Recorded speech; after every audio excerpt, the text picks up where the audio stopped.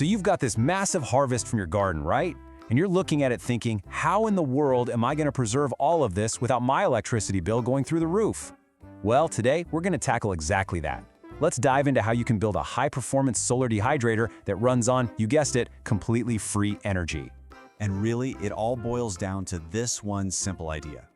This statement just perfectly captures the problem for anyone trying to live a more self-sufficient life, and it points to the beautiful, elegant solution that nature gives us every single day.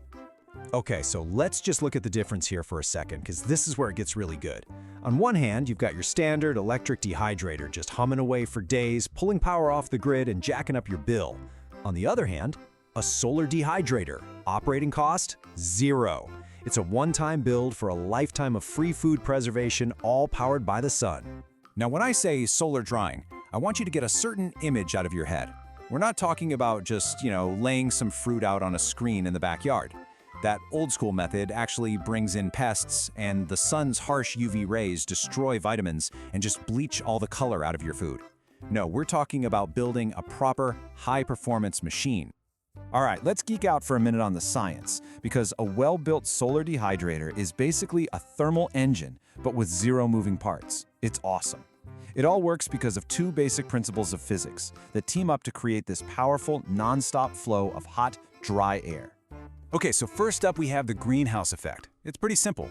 Sunlight streams through the glass on your collector box and smacks into a black heat-absorbing surface. That light energy turns into heat, right? But the heat, which has a longer wavelength, can't easily escape back out through the glass. And that right there, that's what traps the heat, letting the air inside get super hot, like 140, maybe even 160 degrees Fahrenheit. And the second piece to the puzzle? Well, that's the engine that drives this whole thing, the chimney effect. You might also know it as convection. It's an idea we all know.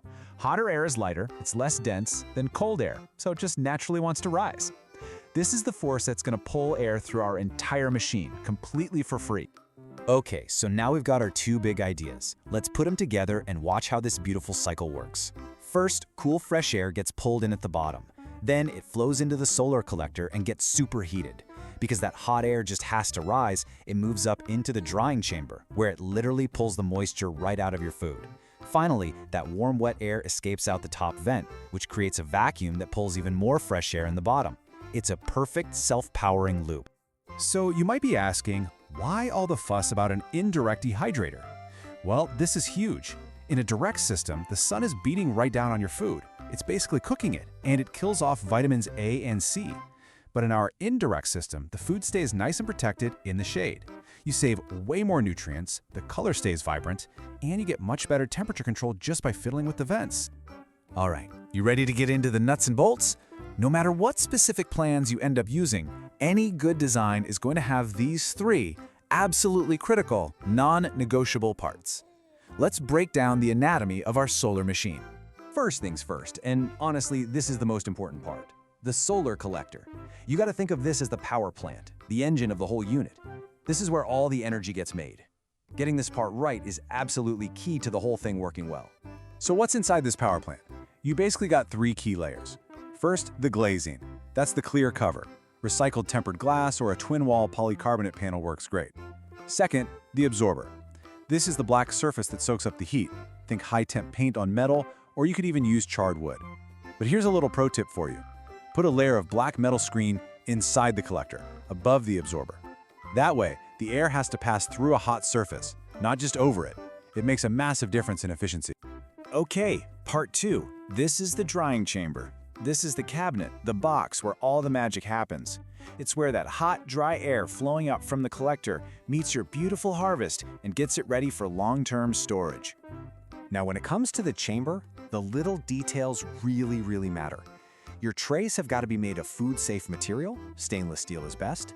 Make sure your shelves can be easily removed for cleaning, and this is crucial. Your door has to seal up tight. Any air that leaks out the door is wasted energy that's not drying your food.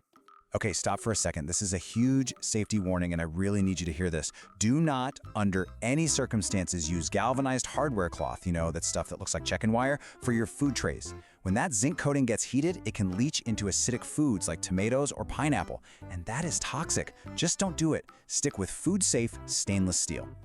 And that brings us to our third and final critical piece, the vents.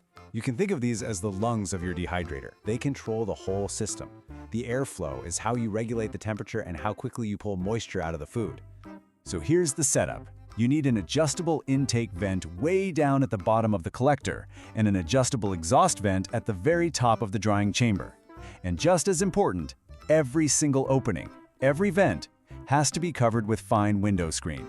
This is non-negotiable if you want to keep flies, wasps, and everything else out of your food. So, we know the what. Now let's talk about the how. A couple of critical rules here are going to save you a ton of headaches and make sure you build this thing right the first time around.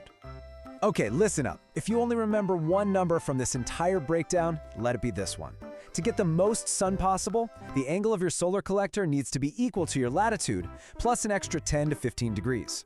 So, if you live at 40 degrees latitude, you're going to set that collector to an angle of about 50 to 55 degrees. Simple as that. Let's talk materials for a sec. A quick do's and don'ts list for you. For the main body, just use standard plywood. Make sure you protect the outside from the weather with a good exterior paint. But for the inside of the drying chamber, you have to think food safe. So either leave the wood untreated or seal it with a natural, non-toxic finish like tung oil. But what happens if you build it and something's not quite right? Hey, don't worry, it happens. Most of the problems you might run into come down to just two common issues. And believe me, they both have really simple fixes. Let's make sure you're ready for them. Here's a super simple cheat sheet for you. Seeing mold on your food? That means your airflow is too slow. The fix is easy. Make your exhaust vents bigger. Is your temperature just not getting hot enough? That means you've got air leaks somewhere. The fix?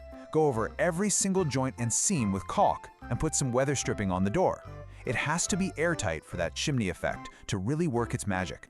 So when you boil it all down, here's the deal. This is a weekend project, and it's one that can literally pay for itself in just one harvest season. Just think about being able to process pounds and pounds of tomatoes or a whole bushel of apples with zero, and I mean zero, added cost to your utility bill. And that really gets to the heart of it, you know? This is about so much more than just making some tasty dried apples. As the source material puts it, this is the ultimate machine for food security. It's about giving you real control over your own food supply. So, I'll leave you with this to think about. Whether it's herbs from your window box, mushrooms you foraged, or a crazy bumper crop of chili peppers, what will you preserve with the free, powerful, and endless energy of the sun?